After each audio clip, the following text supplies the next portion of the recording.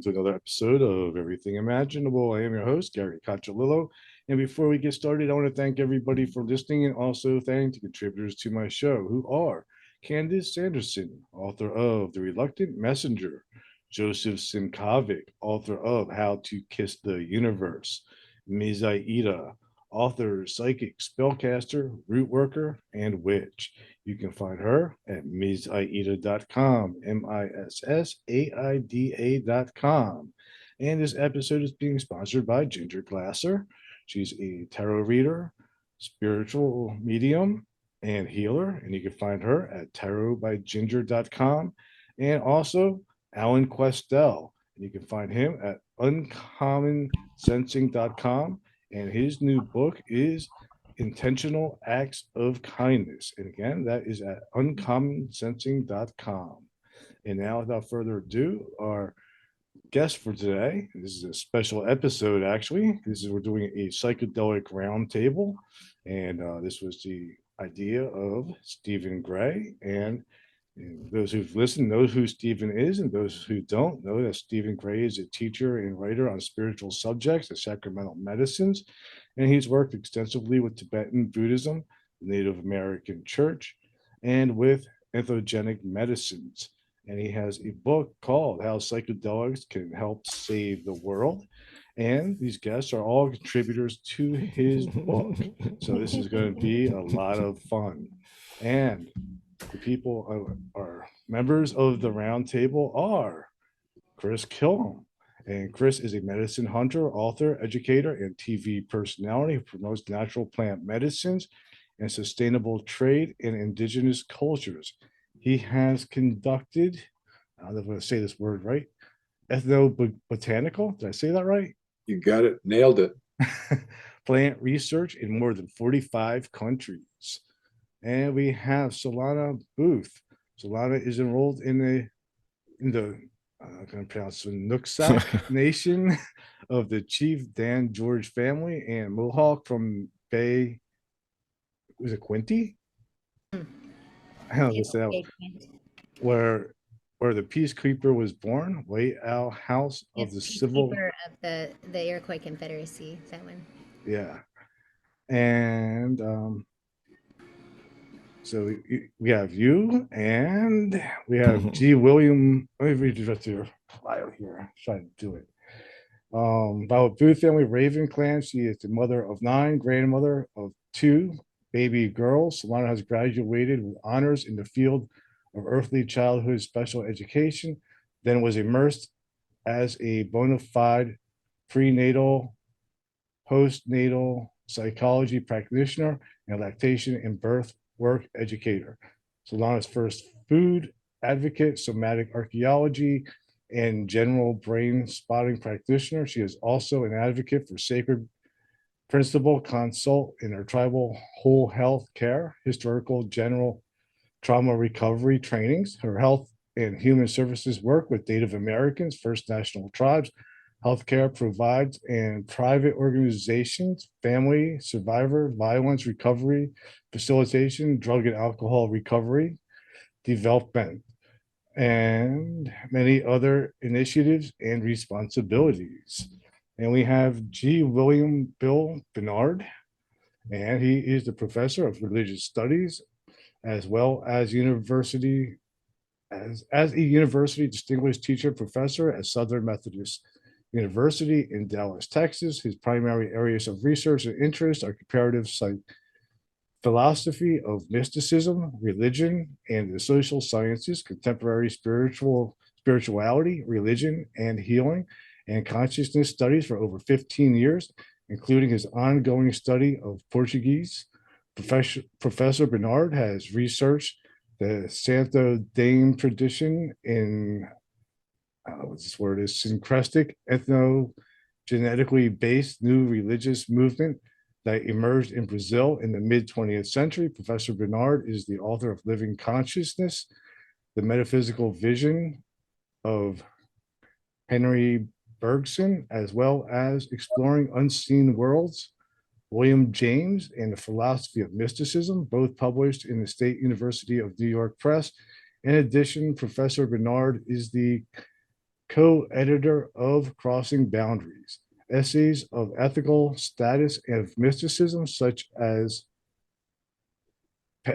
pedagogy in religious studies, the nature of religious experience, issues in psychology of religion, and most recently, the ethnogenic religious and spirituality.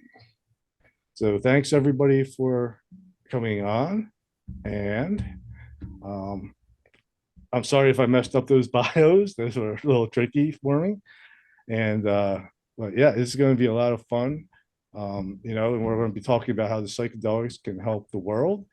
And we have this format. So um, I mean, so the first question that we wanted to ask, and everybody's going to have some time to answer it, is what do you see as the role and importance of psychedelics in this time of rapid change and upheaval?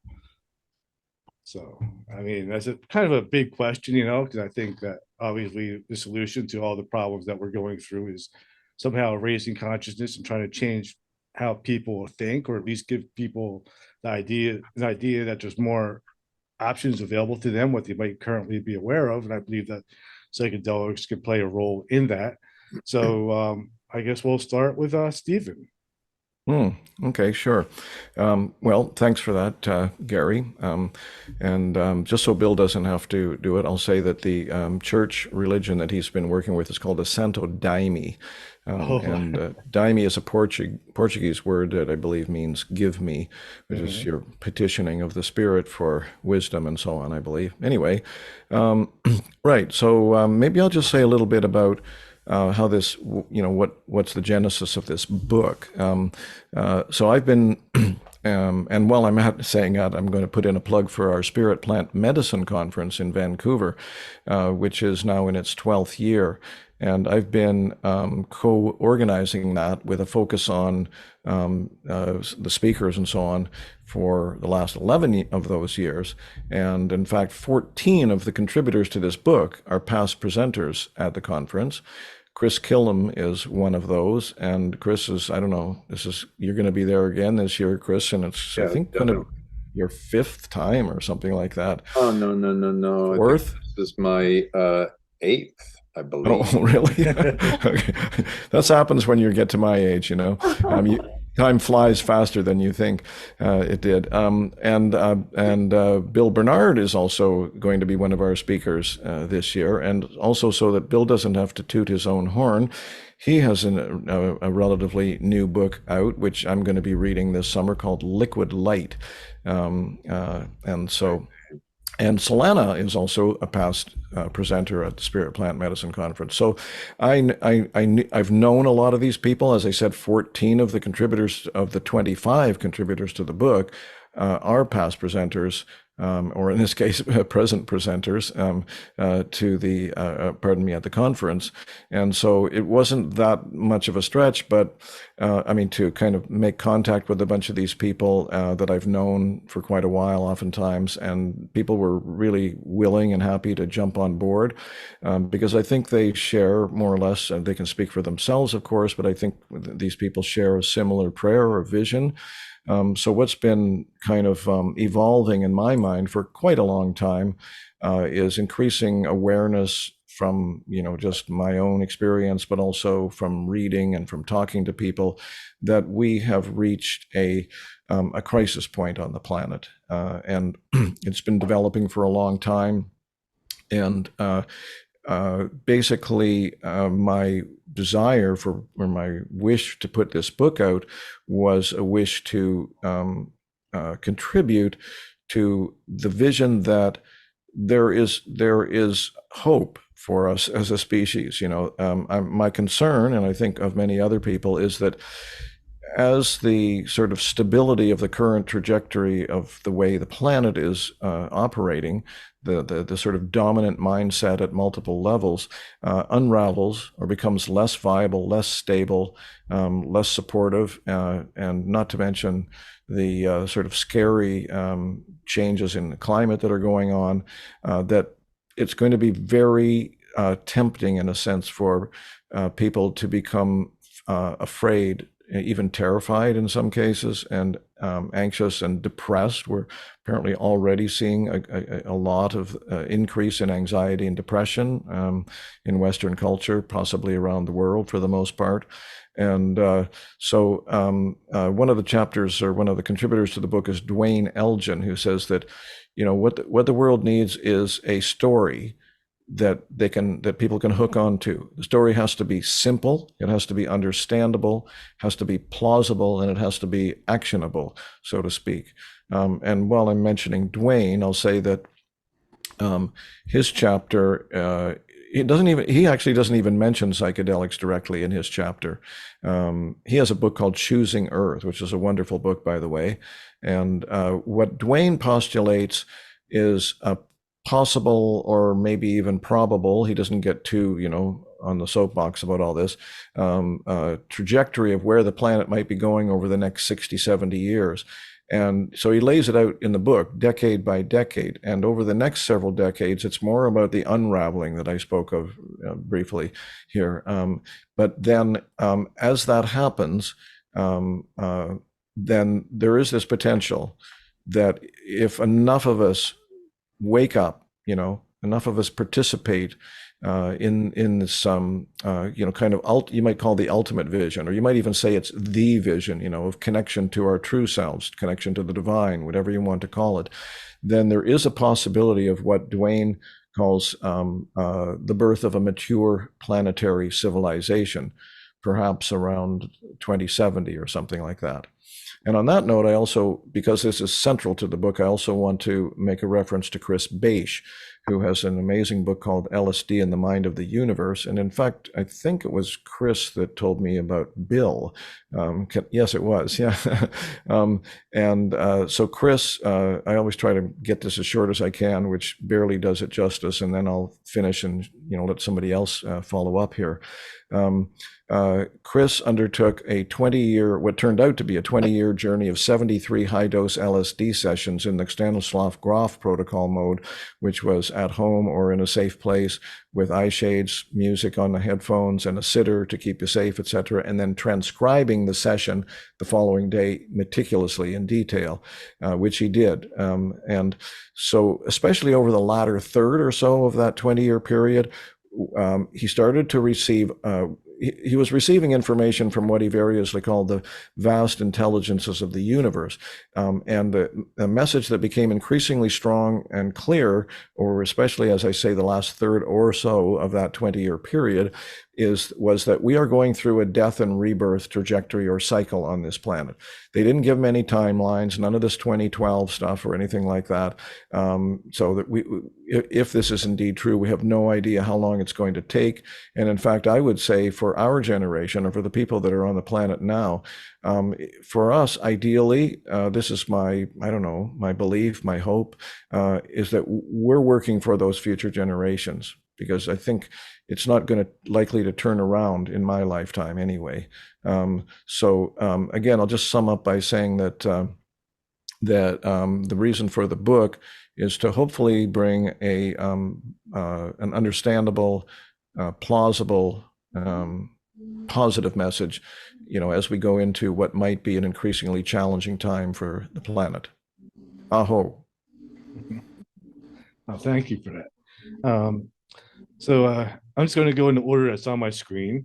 So next on my screen is Bill. And again, the question was, what do you see as the role and importance of psychedelics in this time of rapid change and upheaval? Great. I wanted to begin first by thanking you, Gary, for having the podcast. Thank you for being on. It's just a joy. It's always a pleasure to talk about these things that really matter, right? And thank you, Stephan, for organizing the book, this wonderful book, and having the vision to do it. And so it's just I was very happy to be part of this book. Let's hope that it really serves its role to really help to, as you say, to give people hope, and to underscore the at least potential transformative power of working in a responsible, thoughtful, heartfelt way with psychedelic substances, right? And so I want to mention that really, I mean, I know the question was more generally about psychedelics, but really my area of, I don't even call it expertise, but the area which I've been, the way I've been trained to work with psychedelics is through, as Stephen mentioned, the Santo Daime religious tradition. And so I really, I would never claim to be a spokesperson for the Santo Daime at all, but at least just so it was really clear that primarily my perspective is going to come from that vantage point. So when I was writing that book that Stephen mentioned, Liquid Light, I interviewed a couple of really important Santo Daime elders. This woman, Isabel Barcet, a real beautiful, just incredible woman, and Padrino Alex Polari, again, just a beautiful, wise, clear, loving, open-hearted person, and which is these people themselves are testament to the transformative power of these substances when they're being used with with discipline, and that's the thing I like about the Santo Daime. It's like we have this beautiful, powerful sacrament. We call it the daime, as Stephen mentioned, means give me, as in give me light, give me love, give me strength, right? But it's another, usually known by ayahuasca. And this particular substance, what I love about working with it within the Santo Daime tradition is that we get a chance to drink together and to have a genuine shared communal communion with this sacrament, a genuine sacrament, which to me allows I was at one point going to call the book Liquid Grace, actually. So this sacrament offers the possibility of a genuine, ongoing, extremely powerful connection to that divine source. And so when I was talking to these two elders, what they were saying is that, because I was asking, well, what's the goal of being a daimista, someone who's in this path? And they say, well, really, and I was struck when I listened to the interview because I'd forgotten, it was basically identical. It's basically like, well, the goal for a daimista is to wake up to the I am. And the I am within our tradition is the presence of what we call the Christ consciousness. It's that power of divinity that is manifest within each person's heart, that the presence, the living presence of divinity within each person's heart, that's coming into this world to transform and uplift, and to unravel contracted energies, to help each of us to awaken to our divine natures, right? And so from their perspective, what the goal of Daimista is to basically to learn what it means to be a son or daughter of God, to be given an opportunity to practice and live time, to practice being a Buddha, to genuinely over and over again sort of immerse ourselves in these really high level energetic fields of consciousness, with that sort of beautiful intention to wake up and to help others to wake up, to help the planet wake up. So it's not just for within the Santo Daime tradition, for sure. And I think within psychedelic, this sort of the psychedelic vision that often manifests within people, is that sense of our deep interconnectedness of all of life, and the presence of, these divine powers, these powers of life that want to help us to undergo that process of transformation that is so important, right? And I could talk a lot more about this, but to me, that's what my chapter was, is called Becoming Divine Beings, right? So I wanted this, and it was about basically what I do is I share this received message that we talk about receiving, usually hymns within the Santo Daime, where they just sort of were like downloads. And this was like just something that just poured through me, and I wanted to receive it. It was about what we call in the Daime divinization, right? And it's that process of incarnating divine energies such as love and compassion and wisdom and joy and freedom and creativity, and doing this to the deepest, most profound extent possible with grace, I think, with, so that fusion of sort of grace and self-effort, trying to be, as I put in, or what came through me is like to be fully ordinary and to be fully extraordinary at the same time. How can you do, and to be just really, what does it mean to be a full human being? Right. And so I think that's to me, that's one of the things that psychedelics, especially again, used with reverence, used in sort of a committed, ongoing way, which is within the Sampradaya. That's certainly the way I like to work with them. As can help to, we can help to become conduits for that light and that love and that divine presence, that transformative power in this world.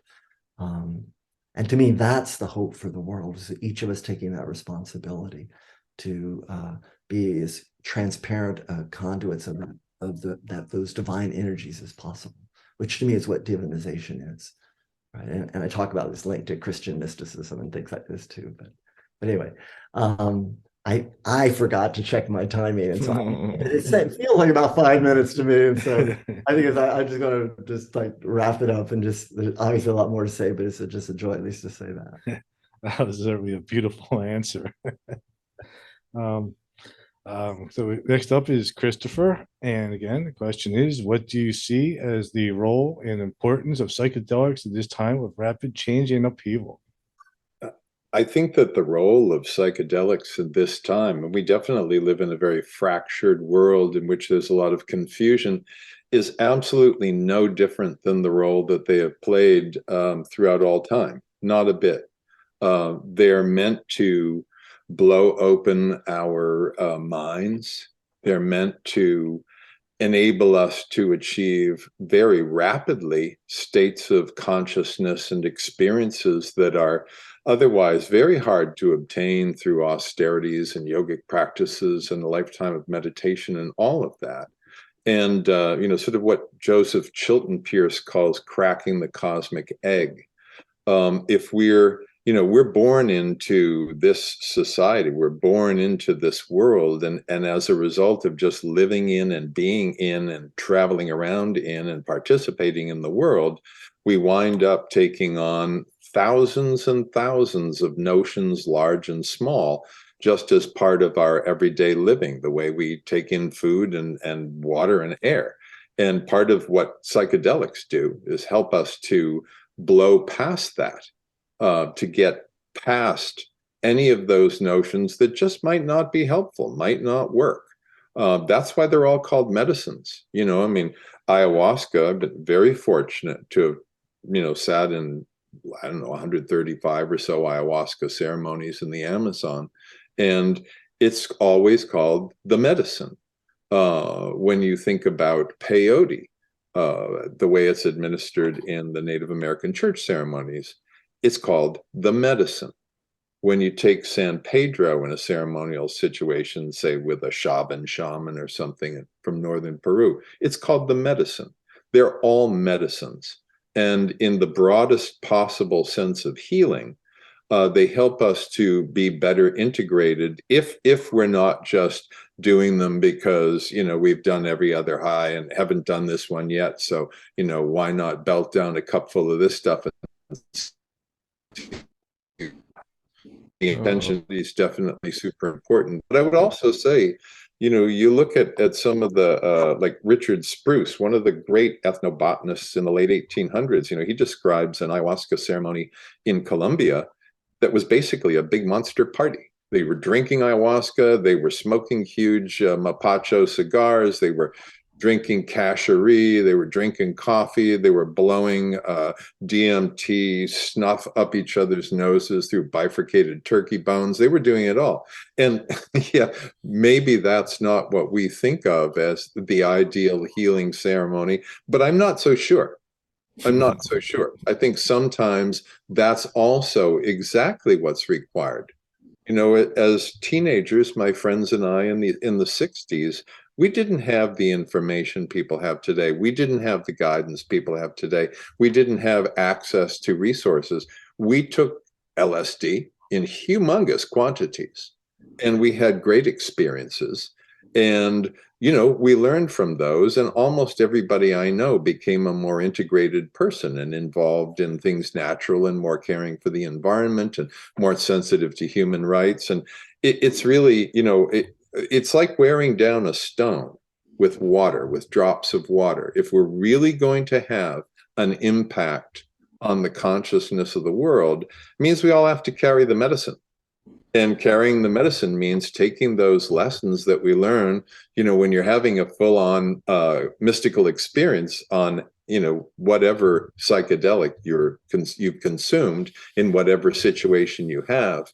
And your sense of self dissolves, and you have this full realization that leaves out no part of you, that everything is one and that we're all interconnected. And you just get blown away by the full and thorough and complete and undeniable realization that love is the only thing that matters. When that really happens, when that takes place in your soul, then that sets a motion that's undeniable. You have to work hard to fight against that realization later on. And so if you carry that forward, it affects what you do. And if you have millions and millions and millions of people who, one way or another, whether they're wearing eye shades in a clinic and they're holding somebody's hand and they're listening to white noise, or they're running through the woods exhilarated, on 270 mics, whatever's going on, if they wind up carrying the medicine, then they do contribute to a better world by making an infinitude of better choices every single day. We're not going to get a bodhisattva out of this. Nobody's going to eat 108 peyote buttons and wake up and be the enlightened one and guide the world. That's baloney nonsense. But we can all be part of that consciousness shift, and that means carrying the medicine. Wow. Another great answer. And next is Solana. And one question again. It is, what do you see as the role and importance of psychedelics in this time of rapid change and upheaval? Yeah, thank you. Now, qualis cloak LCM, ice quatachi CISCM, Solana ishtene weji lethlin blue, dewayu, nuksak simsian, mohaka bequent, dawanuth, Beatrice Anderson, Chief Sam George, Chief Joe Ortiz, William Booth, Violet Atkinson, Chief Shakes, White Owl House of the Wolf, Gunhara, Ravenclan, Dawanuth, Timakochi Chante, Tanakus, Nulak Suwaida, Lani Limina Utsu Alumiam, Dimgan, Wildwood Noon. I had to do a proper introduction for myself to honor not just my people and my clans and my lineage, but myself. My 3 Indian names are Solana, Ishdenewaji, and Lethlin Blue. And I appreciate the question and the invitation. Stephen, thank you for the reaching out. And you caught me at a good time because I was able to respond right away. So thank you for this call. Thank you for your answers. Christopher and Bill, appreciate your reverence and discernment around what I call mother's breath. I don't like referring to these plants as psychedelics because it's got nothing to do with the psyche alone.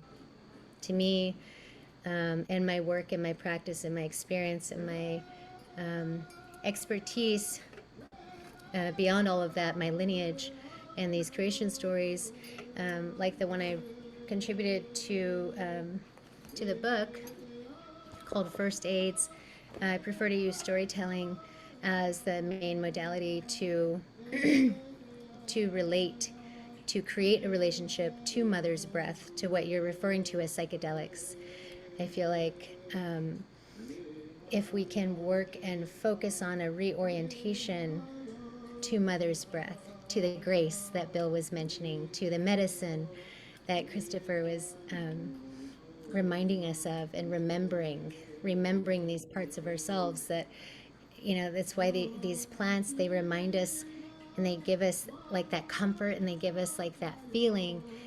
It's not the psyche at all. It's not about being mindful. It's not about thinking and having all those, like Christopher talked about, all the different, from the day you're born, throughout the days, throughout the nights, all these interactions and all these engagements. Without a relationship without a proper orientation to your own mother's breath, how are you really going to discern kindness or goodness or bad or evil or wicked, or what is right, or what can help your neighbor live, or what can help the baby be fed at night, or what can help the pregnant people have a good delivery?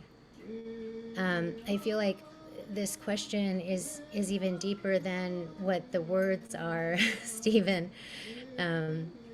I feel like it's not just about the psychedelics, it's about the relationship to mother's breath. It's about the relationship.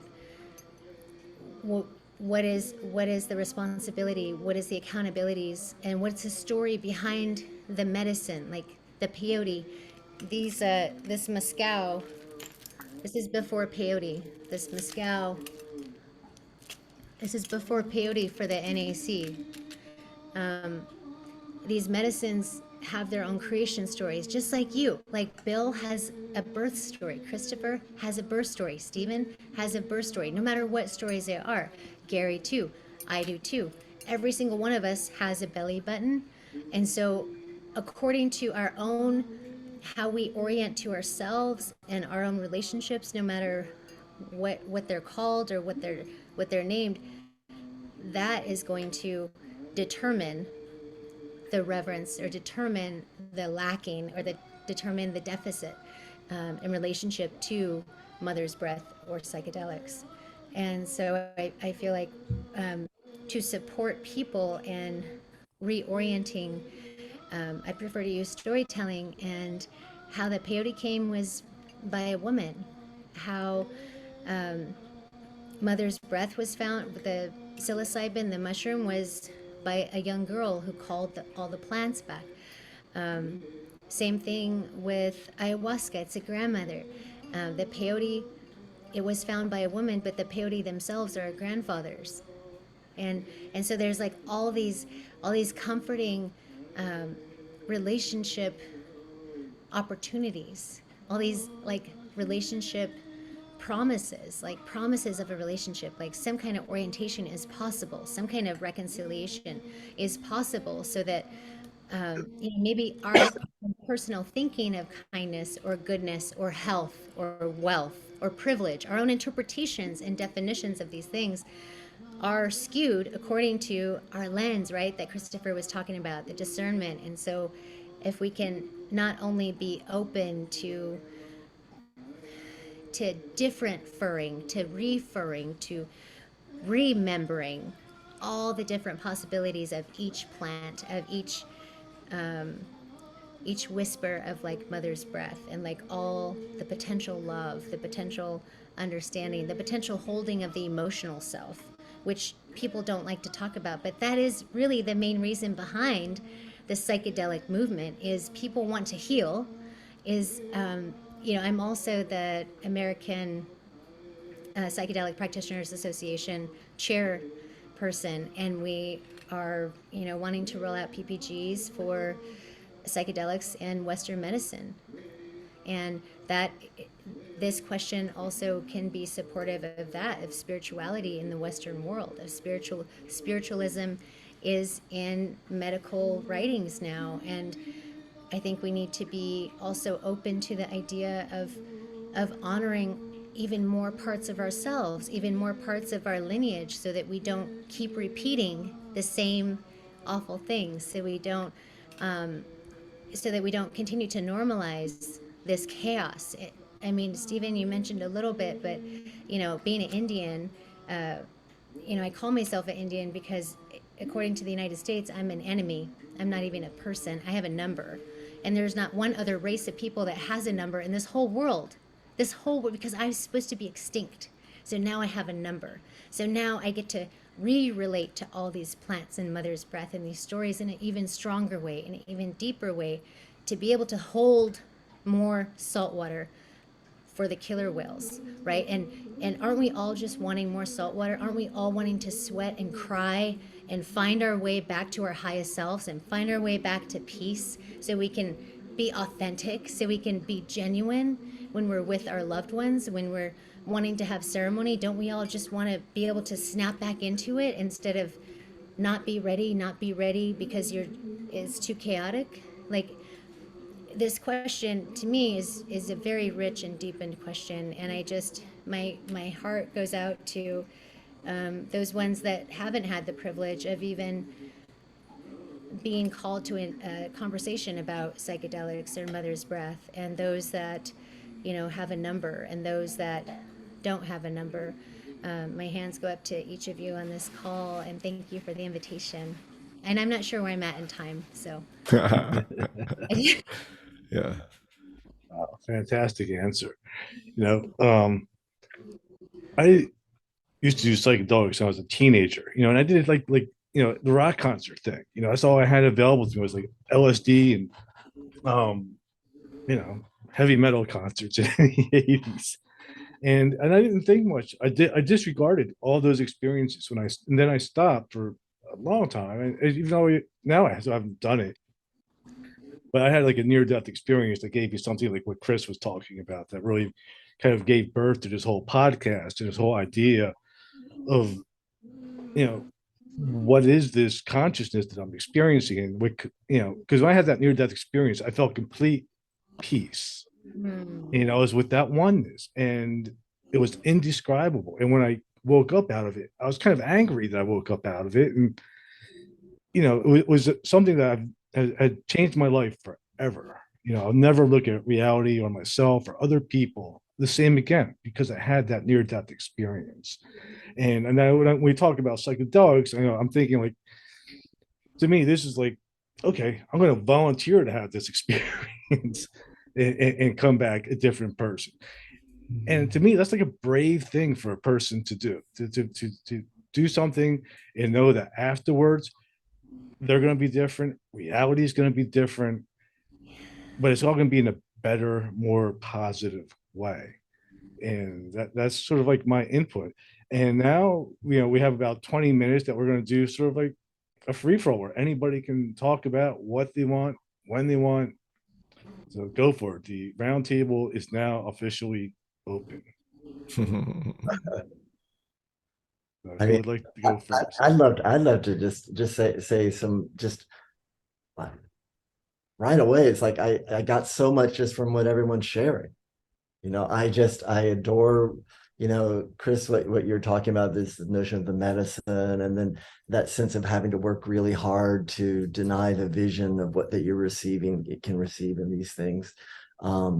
And I just love the notion of mother's breath. What a beautiful image. And thank you so much. And so I just first wanted to give my thanks to that. And for me, I mean, there's so much stuff that can and should be said. I mean, thank God we at least have this tiny little opportunity. But for me, it's something like what Chris was talking about, that I was a yogi for years. I had these really profound, meditation experiences.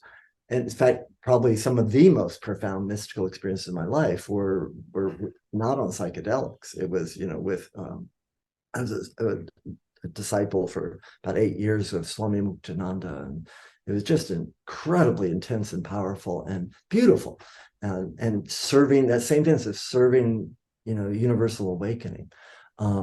So I think it's really important to recognize that psychedelics, though, as what Chris is mentioning, create what I like to call a democracy of mysticism. So that there's this potential all of a sudden that's really sort of new, where we can open up ourselves with the proper set and settings, proper sort of intentionality, and with the grace, which I think is really important to keep talking about. It's like, it's not something that's just like produced by a chemical. This is like a flood of grace for me that gets manifested through these substances, so that it's like we have this potential to open ourselves up in a regular, ongoing way to these levels of energy and consciousness that before were very sporadic and only for a real sort of a mystical elite, and usually monastics, usually people that could not participate fully in sort of lived ordinary reality. There are some exceptions to that, for sure. The tantric tradition, for instance, is one. But I think that's really important to emphasize. And the fact, sort of the flip side is that I was talking to one of these Santo Daime elders, and I completely agree with what he told me. He said he thinks the best Daimistas, the best people in this case who take drinking this, the Daime, are people who have an ongoing meditation practice. Mm. And can learn how to still their minds and to focus their minds, because, and so I think if there's that both and these substances can open us up in a really regular, ongoing way, at least to really feeling the force. I don't think you always get visions and these vast, clearly you don't, at least if you do, then I'm, congratulations to you. But for me, it's like, certainly that sense of being plugged into something really real, really vast, and to establish like what Solana, you were talking about with that notion of establishing relationships with these vast levels of reality that are typically unseen for us, and with beings that inhabit these beings that really want our best and want to help. Now there's all sorts of other beings too, but if you can connect with those beings, it's like all of a sudden you've got allies, you've got friends, and you can be, there can be a mutuality of interaction that's just so beautiful and can bring so much light and healing into the planet. So I'll shut up for now. Something like that.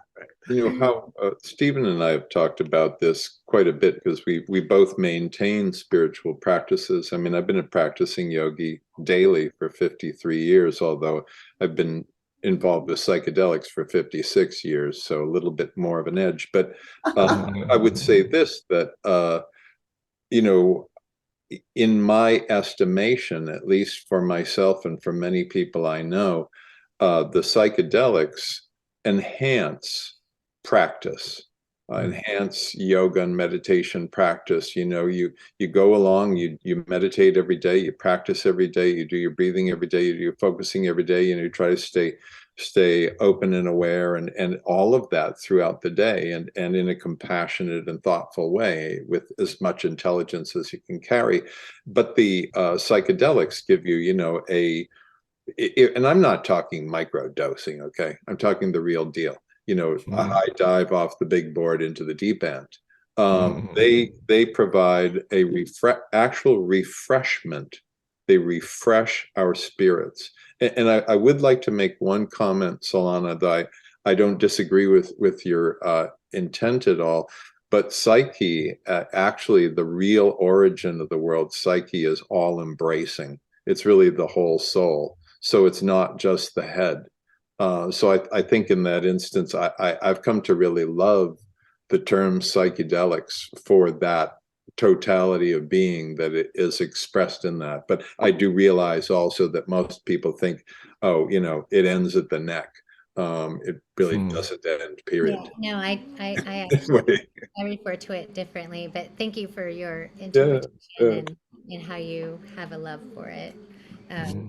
Yeah, again, and my problem is just because, even how mother's breath and psychedelics are being referred to, and like the terminology, like it's hurtful to me, it's hurtful to my heart and my relationships with mother's breath and plant medicines and hunting, and where the water comes from, where the salt water starts is at the glacier melt, the top of the mountains that hold the water. So when I hear just certain terminology around using medicine, like I'm like, no, because I don't want to use you. I don't want you to use me either. And these plants, they hold space just like we do. Like, so I don't want to use them. I want to partner with them. I want to be with them. Like, it's the totality of the relationships. And so the term psychedelics to me came from, these white guys that took them from us. Yeah.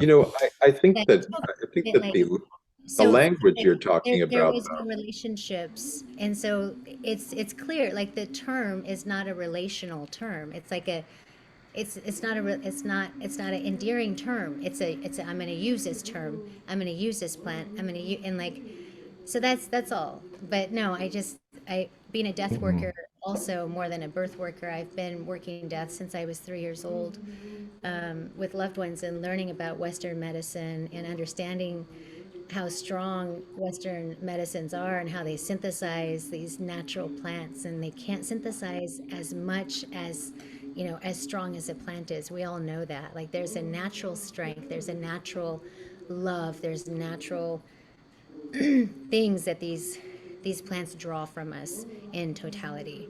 And without death work being part of the ceremonies, or without death work being part of our mindset, or being part of our posture, then really fully be in totality of anything if we're not ready to fully let things die off, and let the bridges burn. Because you know what, I'm a canoe skipper.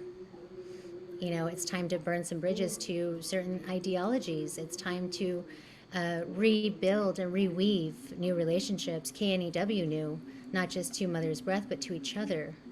Like I feel like Chris and I, like I really want to get into this conversation with you, and I feel like it can be a very good one, and that's what we need to do, brother. Like we need to start healing our lineages and our wounds so that we can bring death to certain things and renewal to each other.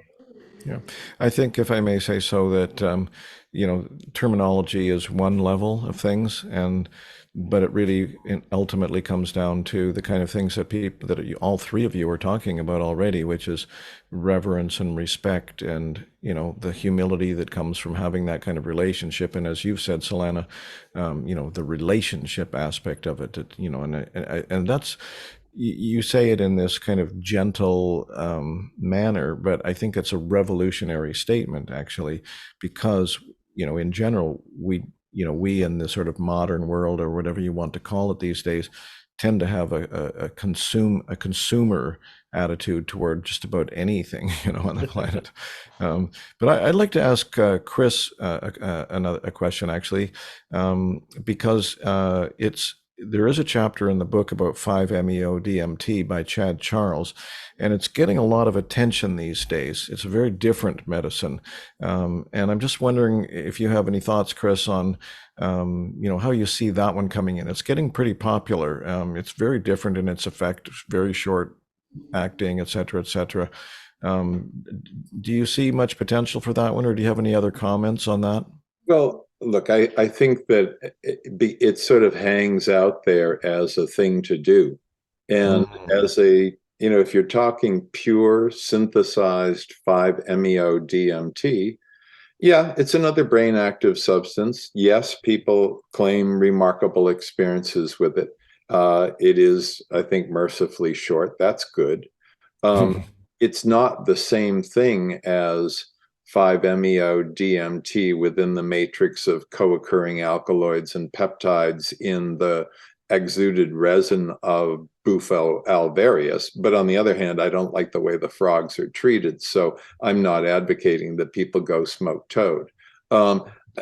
We have, there are scads and scads and scads of mind-altering agents, okay? And the question is, what plants, what fungi that contain compounds with which we've co-evolved for billions of years. I mean, we haven't been around for billions of years, but I mean, the evolutionary process of all the plants and all the life on Earth has been around for this long, and we're completely integrated into that. And we're not integrated into Zoloft. We're not integrated into the chemical structure of any of the SSRIs or the thousands of drugs that are out there. So really, which of these can help to deliver us to the most whole, complete understanding, consciousness, and awareness and state of being while we're engaged with them, and allow us to carry that forward? And I haven't heard a lot of people say, I did 5-MeO-DMT and it gave me this valuable lesson that I'm carrying. I mean, I've heard a lot of people say they did it, but I haven't heard people talk about it in the way that people talk about the other medicines, ayahuasca, peyote, San Pedro, iboga, etc. So I'm not, does it get you loaded? Does it send you off? Does it provide a brilliant experience? Probably, but it's a synthetic chemical and I don't need it. Very interesting. Yeah. I've had two full-on experiences with 5-MeO DMT, and the first thing that came out of my mouth after about 1 second was, "Oh my God." And you have this sense that you are, experiencing the real, but I couldn't put any language on it, and I didn't see where to go with it or how to bring it back. So anyway, and now that I'm talking again, I'd like to ask Bill a question, if I may. Bill, clearly the work that you do and the path of Santo Daime is a lifelong path. So I just want to throw this one out to you. At one time, at least anyway, more or less famous philosopher, writer, lecturer, etc., Alan Watts once said, "When you get the message, hang up the phone," in reference to psychedelics. So I guess the question is something like, at what point have you received enough teachings that you just need to do the walk? Yeah, well, I guess I would rephrase it differently. I would rephrase it that I think that I used to think enlightenment was like an end state, like a static end. I think at this point that the divine fecundity is infinite, and that I want to just continue to deepen into that light, and that I want to be able to really practice with my brothers and my sisters, with this psychedelic sangha, with this community of beloveds that I'm establishing profound energetic connections with, and to have hours upon hours of being able to sing songs of beauty and love from the depths of my heart to these divine beings and gratitude. I want to have that more and more and more, and I want to have the opportunity more and more to, take on difficult, dense energies and transform them in a conscious, heartfelt way for the sake of the planet. Right? Because so a lot of the Santo Daime work, as I talk about in Liquid Light, is involves really profound levels of mediumship, involves opening ourselves up to, to be conduits for these different, and sort of have this two-ness and oneness, or maybe actually five-ness and oneness of relation of consciousness, co-blending, et cetera, et cetera. I mean, there's so much beauty and depth and power to learn into, and then so much to take on and to transform, right? And so I don't want to be just a servant of, of myself and my own awakening. I want to be a servant of cosmic awakening, right? To the depth of my ability. That's what I want. It's like, and I think that working with these medicines just allows us to continue to deepen into and to be aligned with this force of which I think feels really profound spiritual transformation. That our planet is calling for us. And let me just say one image that I got for myself, and I'll end with this. It was early Miração was a word in Portuguese for like a visionary experience, and it was really, really powerful. I saw our Earth, and there was like this, we were flooded with divine light from all these divine beings, but that light itself was bringing up to the surface these like oozing, pustular, sort of black, oily secretions. That was just because the light was just healing the earth, but it was really rough. And to me, it's like that's sort of where we're at, so it's that sense that things are really, really rough, but in some beautiful undercover sort of way, it's because we're receiving so much light right now. Just wanted to Beautiful. Yeah. Also, Stephen, if I can just throw in one quick comment. I love Alan Watts, and I read most of his stuff, but I don't think that every one-liner he threw out is a banner to carry all the way to the horizon of your life. Yeah, indeed. Yeah. Yeah. Well, I think Bill answered that one. With people you love, and you have a remarkable experience, and everybody is nourished and refreshed and moved in heartfelt ways, and goes away more cleansed and feeling a better person. I mean, I kind of don't buy the line. Yeah, indeed. Well, I think Bill also clarified it in one of his comments just then that, there is no the message in that sense. It's just an ever deepening process, right? Yeah. And also, I don't know if you guys have read The Antipodes of the Mind by Benny Shannon, who also comes from the Santo Daime tradition, I believe. And if I, He no? went to a lot of Saturday ceremonies. I think Oh, that's okay, yeah. Anyway, if I've remembered it correctly, because it's about 20 or 30 years ago when I read that book, but my recollection is that he said taking ayahuasca is kind of like going to university or something like that. You take a course, and that would be your encounter with the medicine in that particular session, and it gives you some teachings, it gives you some assignments, and then if you go back and you properly do your homework, you do your integration, then the next time you come back, it goes, oh, I see you did your homework. Now we can go farther. You think so, you guys, you folks? Yeah. yeah, it's a nice analogy. What do you Yeah. think, Solana? I'm thinking, I'm thankful that I have medicine of the horse and the canoe. So whenever you guys want to go onto the water, I'll skipper you around that journey. Um, that's what came to mind just now. Hmm. It's just a joy to be able to meet, just sort of see each one of you, in this sort of way. And it's just so rare to be able to talk about things that are so important, and then to sort of see and hear the depth and the profundity and the heart that each of you are sharing is just, again, sort of a testament to what we're trying to talk about, right? Like how each of us, just in our own being, just by being ourselves, hopefully we're the planet, right? So that's what I've always loved. This is before, you know, Stephen, were before. you asking me to answer the question that you asked Bill? Oh, I'm sorry. I Oh, didn't sorry. really. I What thought was that? Stephen, were About you? the when you get the message, hang up the phone. Okay. Alan Watts comment. Do you want to comment on Yes, that? I do. Yes, I do. Okay. I do. Thank you. It's just that the conversation went somewhere else very quickly. Um, so yeah, I feel like my, my advocacy around Mother's Breath and psychedelics, and promoting healing, indigenous-based healing, right relationship to Mother Earth, I feel like there is not really a hanging up the phone ever, because there's never a disconnection. There's never a connection. In fact, when I don't have cell service is when I'm super connected, right? Is when my phone is going wonky, or I'm in the mountains without cell phone reception. Like that's go time.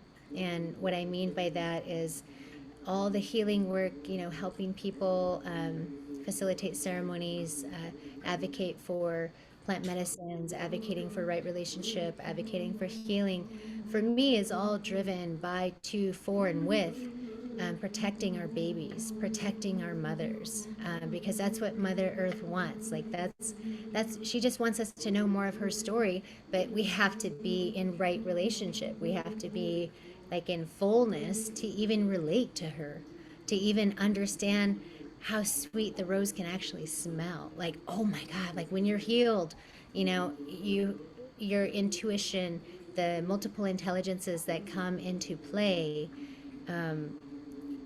can do and make huge strides, not just in your own evolution of healing and connection and relativity and relationship to where you are physically, mentally, spiritually, and emotionally, but in your neighborhood, in your community, wherever you go, and be able to not just have a good time and say a good prayer and lift people up, but actually put your foot down and step in for advocacy and help people, um, who don't have access because of abuse, or who don't have access because of wrong relationship to, wicked. There's more people being hurt than there are people being healed. There's more babies being hurt than there are babies being fed. There's more harm than good. Like, this is complete chaos right now, and it's not okay.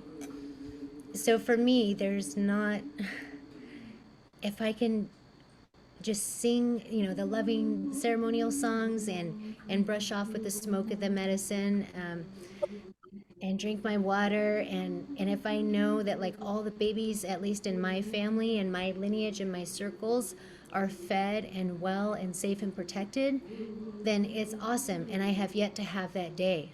And that's not okay, because I know I'm not the only one. I know I'm not the only one that knows of families or babies in distress and addicts who are parents, and people imprisoned in their own minds or in the facility, and so on. And so, yeah, it's like, don't need to hang up the phone. Like, let's just stay connected. It's okay. Because my relatives, the tree people, the cedar people, the wingets, the eagle, like, I have all those stories, and so I get to have those relationships too, and that's how I can feel my way to my loved ones. That's how come maybe my loved ones feel me thinking about them, or they're thinking I can feel them. Like, we all have practice in that, and mastering those intelligences and mastering those relationships can only advocate for more love for our babies, for our mothers and Mother Earth. If you'll notice, we each come at this a different way. Yes, I love that. Your ardent devotion to the mothers and babies, is wonderful and touching and lovely and appropriate and fair, and there should just be much more of it. And Bill, what you bring to this, and Stephen, what you bring to this, and the comments that you made, Gary. I mean, we all, there is no single scene here. Yeah. There's endless diversity, and the question is, how do we, in any way at all, whether it's protecting the water or having an interaction with somebody that they just plain walk away from us feeling better about life that day, whatever it is, I think that's the purpose of the psychedelics, of the sacred plants and fungi, to help us to be those agents. And yes, we need a lot more people, and it's not going to take just psychedelics. It's going to take hundreds of millions of us devoting ourselves to this cause, as many of us already do. Beautiful. Yeah. Yeah. I think this is I was gonna just want to just emphasize.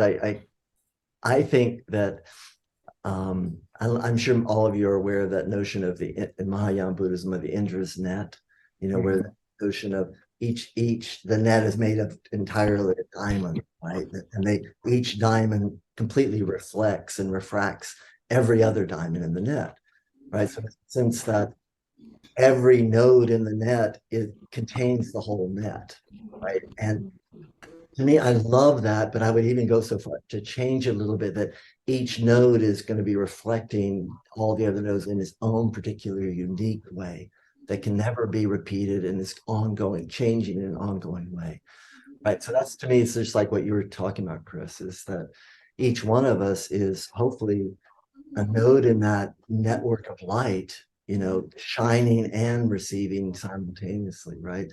And each of us, in essence, sort of the Buddha in the center of our own mandala of, and so hopefully we can make the mandala, the surrounding Buddha field that we live in, as beautiful and uplifting as possible, each in our own particular way. It's like, thank you so much, Solana, for the work you're doing, right? And the work that each one of us is doing.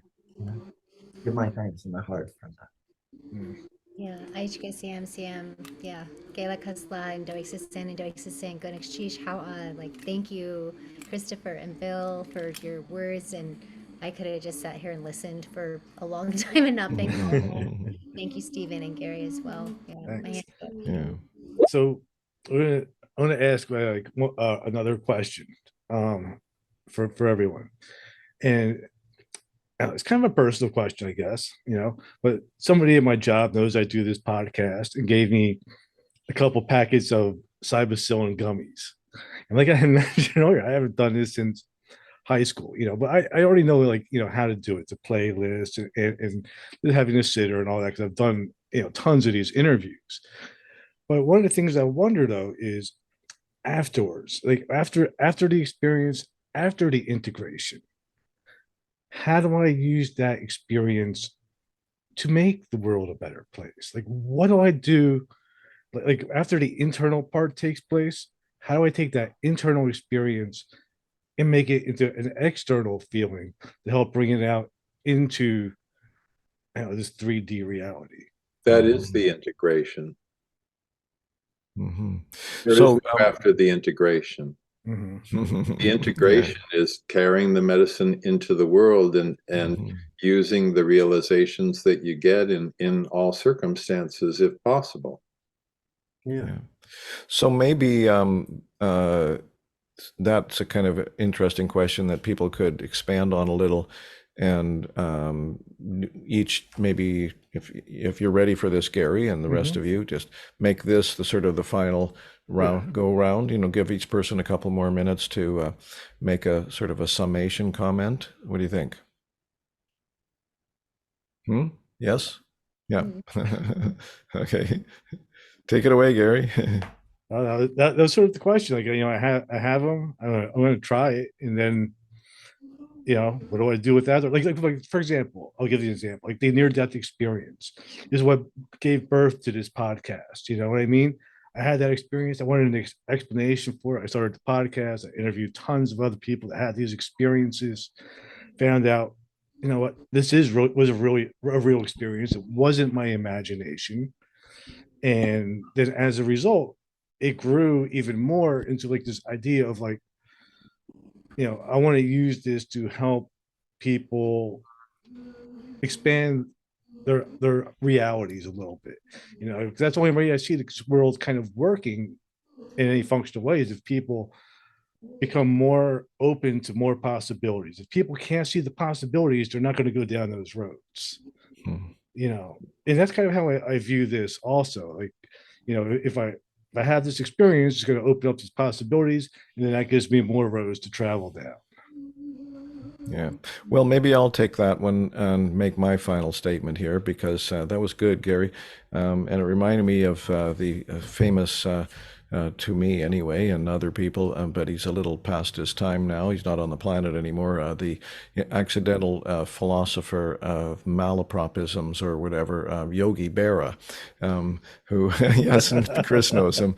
And he tended to say these things that on the surface didn't really make any seem to make any sense, but then when you went, oh, okay, this actually does make sense. So I'm not sure if I got the words right, but he once said something like, you need to know where you're going because if you don't, you might end up somewhere else.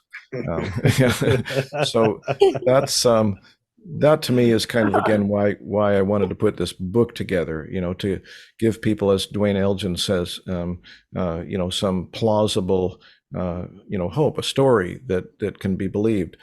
Terence McKenna had a saying, but it wasn't his actually. I think he got it from William Blake and then adapted it into modern terminology. And the way Terence said it was, if the truth can be told in a way that so as to be understood, it will be believed. So obviously speaking, sharing is only one way of working and so on and so on, but it's kind of my territory to be participating in that kind of thing. And so that's what my prayer is, my hope is. And I just want to add this one too. I think all of you in one way or another, although I forget who, maybe it was a Bill or Chris, made some reference to this inner peace. And I don't know how the wisdom of Jesus actually escaped the heavy hand of the Christian institution for 2,000 years, but I think this is one of them, and that he is reputed to have said or make it reference to the peace that passes all understanding. And Chris, and I'm thinking partly of what you said, Chris, about once you've had that sort of full experience of the connection, or however you want to call it, it's always there as a kind of a light pulling you on or guiding you on. And so I still have a lot of work to do to fully trust that divine light myself, but I have had some experiences like that.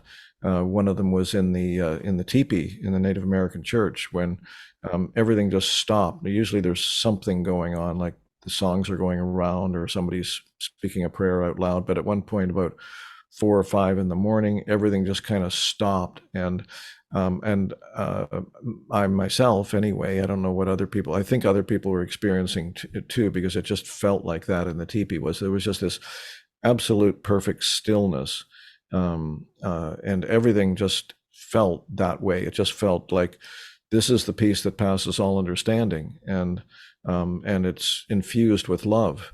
So maybe I'll end my comment with this and turn it over to you guys, because we're, I think, from my point of view, Gary, we're on a good schedule, and there's time to extemporize a bit more. The very last chapter of the book is 2 pages long, and it's something that Bruce Damer, who also wrote another chapter in the book. I knew he had this little anecdote about Terence McKenna, and I asked him if we could make that the very last chapter of the book. And so the story is that, for anyone who knows Terence McKenna, he was very articulate, very eloquent, and a lot of it was elaborate, and arguably a lot of it was speculative as well. You could philosophizing about things, about 2012 and all these different connections and so on and so on. And he died of a terrible frontal cortex cancer when he was about 52 years old, I believe. And Bruce wasn't there, but he knew the people well who were in the room at the time with Terence, and he'd been fading in and out with the morphine and things like that. It was very near the end of his life. And at one moment he suddenly sat up and said to the people in the room, "Psychedelics, they're not about all that stuff. They're about love." So that's my final comment. Yeah. Oh, dude. Anyone next? Bill? Sure. Yeah, I mean, for me, I think that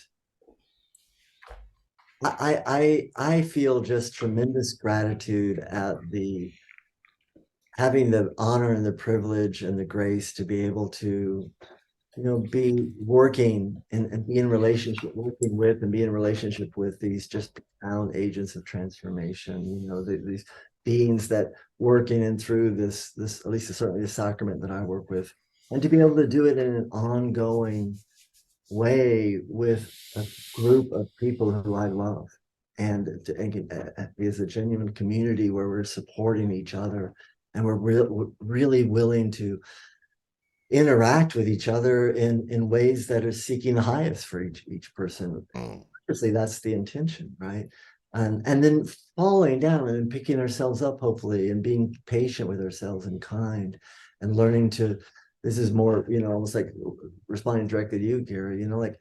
So having these experiences, being really opened up and being really shown a lot and linked up and reconfigured, all of that, and then to give myself the time and the patience and the heartfelt willingness to want to listen to the guidance that's going to sort of bubble up if I'm paying attention, right? And so that sense of like, what can I carry into this world from the ceremony, to me is like, I carry into the world, hopefully, the highest vibration heart that I know how, the most consciousness I know how, the most desire to be as present and centered and grounded in my heart in each moment with each person as I can, right? And just to be simple and in my heart. And so to me, it's like, that's what I want to feel, that as the result from just ongoing linking up and with in my case with the time. That's my sort of offhand way to respond to that, and sort of sum up a little. Christopher?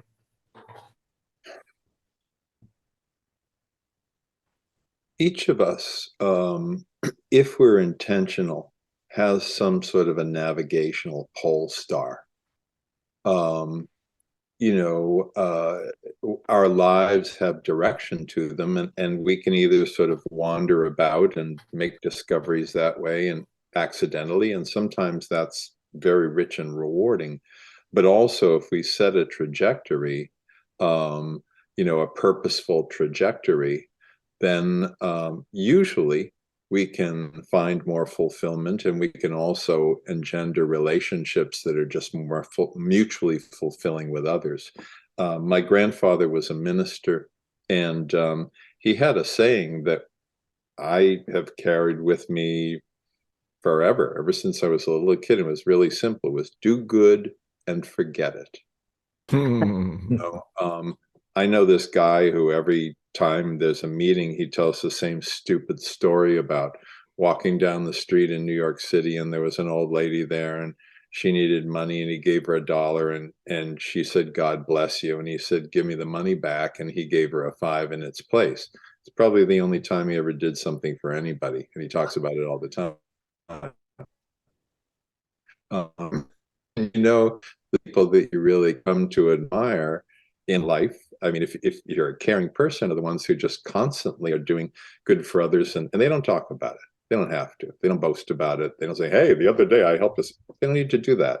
So I think that one of the possibilities with psychedelics in terms of helping to make the world a better place is helping you to fix on your navigational pole star, carry your own personal principles that give you trajectory and direction. I like the do good and forget it. I think it's simple and easy to understand. And if you can pull it off, you do help to make the world a little bit better place. And the realizations that come from the psychedelics or the sacred medicines, or however you wish to express it, give us the refreshment and the energy and the drive and the brilliant vision to keep doing that again and again and again. Thank you. Beautiful. Solana? Yeah, thank you, Christopher and Bill, for your responses, and Stephen. I appreciate the death story of what he said, that psychedelics are about love, and I want to respond to that. And yeah, I feel like that, regarding your question, Gary,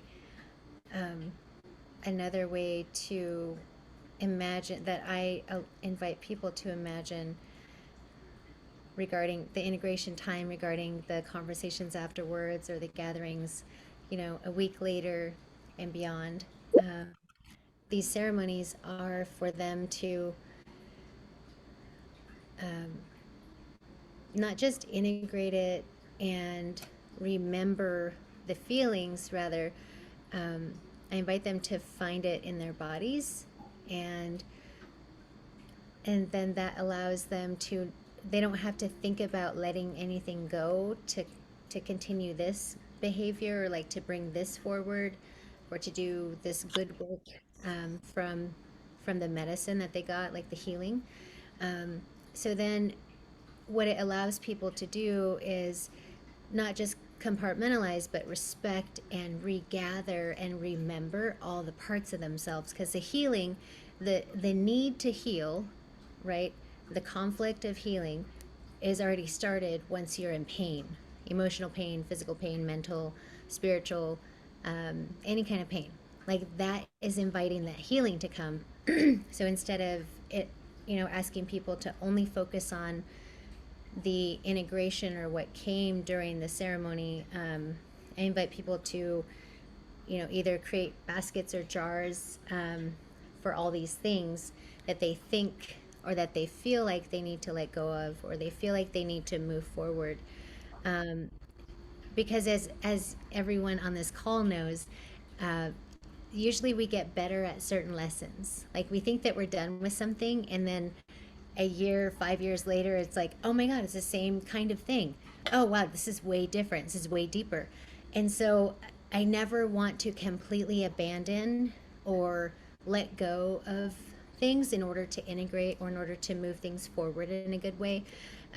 Rather, just kind of make sure that I label them remember when stories, because from our remember whens we can have creation stories, and from creation stories comes ceremony.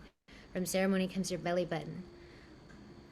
And so if we can just regather and remember all these parts of all these issues or conflicts or asks of healing or asks of changing or death, then we become better storytellers, and we become better facilitators and better sisters and brothers, because if I don't take care of myself and manage and remember and honor all my pain and honor all my mental, emotional, spiritual, physical breakages and reweavings and regenerating and rehealing and recovering and remembering all these parts, then I won't be able to, hold your hand truly in ceremony. I won't be able to really feel your heart when we're talking about integrating those precious moments. I won't be able to really have compassion or be authentic with you, going forward if it's not taken care of. And so that's what I would advise, is to just be very honoring and respectful of these things that we're healing, that we're getting rid of, that we're transforming, because there's a story there, and that story, that's how we get people, is we tell a story. That's how we heal too. Just one of the ways. Awesome. Wow, this has been a great episode. It was like really an honor to have all of you on today. And one of the things that I've really enjoyed too is after doing something like this, I feel hope. I feel hope for the planet and for people, which is not something that I feel very often, you know. And that's why I kind of do this, like not all my episodes leave me feeling hopeful, because I try to be fair to everybody who I interview. But I love these type of interviews that I can walk away from and be like, yeah, we can actually spread this type of love out there. Whether it's, to me, honestly, it doesn't matter whether it's through psychedelics, meditation, um, enhancing psychic abilities, binaural beats. Like there's so many different ways now to, get the brain to move around in like different ways, so we can see things from different perspectives. And I try to get all that out there in a way that can get people hope, and hopefully a better world. And I feel really, really good after doing this, listening to you guys. And this was like a real honor to host. Thank you for putting this together, Stephen. And Thank you for everyone for having us being all. here. Yeah, you're welcome. And thank you, Gary, for, opening this channel up for these people. And thank you, Chris and Bill and Solana, for your really beautiful words and wisdom. Much appreciated. If you guys have like another 2 or 3 minutes after we stop the recording, it'd be nice if we could just have a quick, kind of casual goodbye, as it were, if that's okay with you, Gary. Yeah. And do you guys like want to take like a minute each to promote your work? Yeah. Okay, we'll start with Stephen. I'll go around the screen again. Right. Well, I've got the Stephen Gray Vision YouTube channel where I've interviewed people like this, and we'll be interviewing Bill in connection with our Spirit Plant Medicine Conference that I mentioned at the beginning, by the way. So that's on November 3rd to 5th in Vancouver, and it's a wonderful gathering. It's rare, I think. I hope Chris would agree with me in the sense that we have a really strong community energy and connection at this conference. We keep everything in one room. There's just a developing energy that's really lovely, and we get a lot of fantastic speakers, and I'm very excited about the collection of people that are coming this year again, including Bill Barnard and Chris Kilham that we just mentioned earlier. And other than that, there's some other things that I do, but people can find me if they need to, and I really hope, I believe passionately in this vision and this prayer, and I hope that people will find this book and benefit from it and share it with others and so on. So, thank you. Thank you. Bill? Sure. I just published this book, Liquid Light, Ayahuasca Spirituality and the Santo Daime Tradition.